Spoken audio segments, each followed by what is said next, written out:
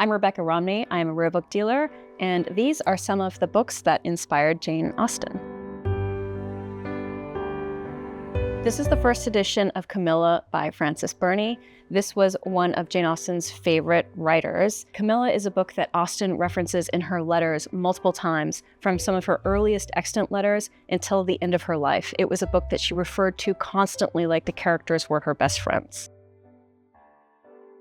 I included one author in Jane Austen's bookshelf that I didn't like, and Austen didn't really like either. This was Hannah More. This book of hers is Thoughts on the Importance of the Manners of the Great in General Society. This is a perfect example of why Austen didn't like Hannah More and why I didn't like Hannah More, is because she was essentially a professional scold. She was very socially conservative, and she just kind of went around telling everyone that they were doing things wrong. She criticizes novel reading, in fact, as being, bad for the soul, and they lead to you not being virtuous and hardworking, etc. Like, don't be lazy and read novels. So you can see why maybe Austen was not the biggest fan of her.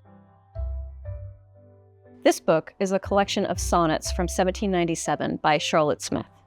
Now, Charlotte Smith should be one of the most famous poets of this era. We should say her name along with the names of Wordsworth and Coleridge. She was an enormous influence on both, and she's essentially credited with having resuscitated the reputation of the sonnet in English. That's how big of a deal she was in her lifetime. But she wrote to support herself and her children after she left her ne'er-do-well husband, who was truly terrible. Sonnets were not paying the bills for Charlotte Smith, so she wrote novels instead.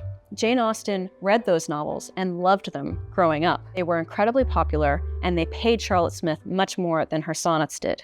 So she kept writing poetry, but she couldn't focus on them fully.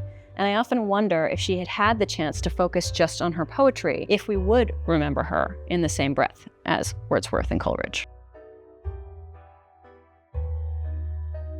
This is one of the main books we have to thank for Jane Austen becoming the canonical author that we know her as today. Before this book came out in 1870, we thought of Jane Austen as a writer that people would read regularly, but not as the great Jane Austen. It's a memoir of Austen by her nephew, James Edward Austen Lee.